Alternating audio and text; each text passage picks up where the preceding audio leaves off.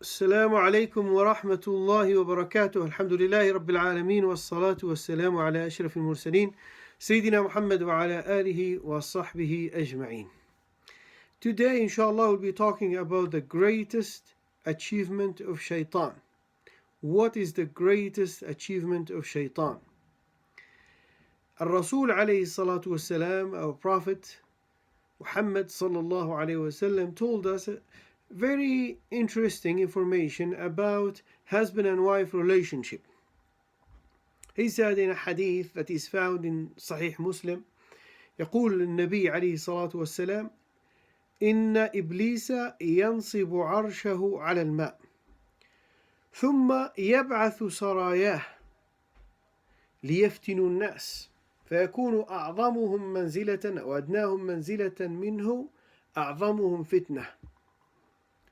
الإنسان الذي ينشر الفتنة بين الناس هذا يكون من المقربين إلى الشيطان، فيأتيه أحدهم ويقول فعلت كذا وكذا، فيقول له لم تفعل شيئا، ثم يأتيه الثاني فيقول لا زلت بفلان حتى فرقت بينه وبين زوجه، فيقول المصطفى صلى الله عليه وسلم يقول له نعم نعم أنت، يعني نعم ما فعلت. وأحد رواة الحديث الأعمش يقول فيلتزمه، قراه قال يلتزمه يعني يعانقه، يعني الشيطان يعانق الشيطان الآخر الذي استطاع أن يفرق بين المرأة وزوجها. So our Prophet Muhammad sallallahu alayhi wasallam said in this hadith, he said Iblis places his throne above the sea, then he sends his detachment and to create dissension and fitna between people. And he said those who are nearer to him in rank are the ones who are the most notorious. They do a good job when it comes to creating and causing fitna and dissension between people. So one of them would come to him and he'd say, I did so and so, or I did such and such. And then the Iblis would tell him, you have done nothing. And then the other one will come, another shaitan will come to him, and he said, I did not leave so and so until I separate between him and his wife. And our Prophet ﷺ told us about the reaction of their chief, Shaytan. He said, he will say, you have done well. And in a different version that was narrated by Al-A'mash, one of the narrators of the hadith, he said he would embrace him. And this hadith is found in Sahih Muslim. To be honest with you, I have read this hadith a couple of times, dealt with it before, but these days I was thinking about the meaning of this hadith. And I got a very interesting question here. Why separating between a husband and his wife would be the greatest achievement in the community of Shayateen? Why do they celebrate this kind of separation? What's the reason? Now we know that divorce is halal, could be the last resort, could be an exit. Sometimes it is impossible for two people to live together and the only option for them is to separate from each other. The only option for them is divorce. We know it's not something that is appreciated. Allah subhanahu wa ta'ala doesn't like it. The fact that Shaytan will be extremely happy with divorce, with a separation between husband and wife, then we should know. We understand that it is something that it must be disliked by Allah subhanahu wa ta'ala. But why? Why this is the greatest achievement for Shaytan and his community of Shayateen? Kufr is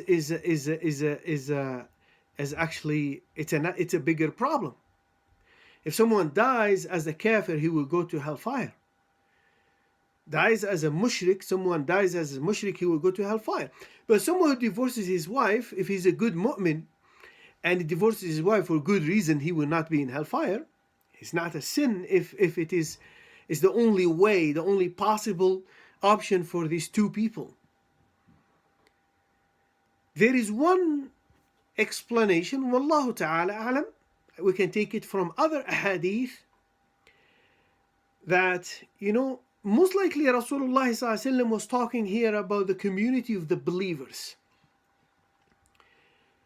And when Shaytan loses hope to make you a kafir, to make you a mushrik, to send you to hellfire, then the next step for him would be to separate between you and your wife. Why? From where we took this meaning, in a different hadith that is found in Sahih Muslim, because the first hadith is found in Sahih Muslim, he said, alayhi salatu wasalam, our Prophet sallallahu alayhi wasallam said, إن الشيطان قد يئس أن يعبده المصلون في جزيرة العرب ولكن في التحريش بينهم. In this hadith, he said, verily Shaytan has given up hope that those who offer their prayer, he's talking about the believers, true believers, good Muslims, those who offer their prayer on a regular basis. He said, verily Shaytan has given up, has lost hope that these people will worship him. And worshipping him, he is becoming a kafir. When you worship Shaytan, you become a kafir. So he has given up that the people who offer their prayers would worship him. But he is good. He did not lose hope in inciting hateful dissension among them. He did not lose hope in, inciting this hateful dissension, this division, fitna between the believers. So if you are a good mu'min, having problems with your wife, Shaytan has lost hope that you become a kafir. You are someone who gives sadaqat, you pray, you fast in Ramadan, during Ramadan. But he didn't lose hope that one day he will make you divorce your wife and having issues with your wife. And he didn't lose hope that one day he will be able to create fitna and dissension between you and your wife. This is how we should look at this hadith. That's why people who are having issues, family issues, they need to pay attention. Don't make Shaytan happy. Don't make him happy. Don't help him to achieve his goal. نسأل الله سبحانه وتعالى أن يوفقنا لكل خير. نسأل الله سبحانه وتعالى أن يؤلف بين قلوبنا وأن يفتح لنا أبواب رحمته. والحمد لله رب العالمين والصلاة والسلام على أشرف المرسلين والسلام عليكم إلى لقاء آخر.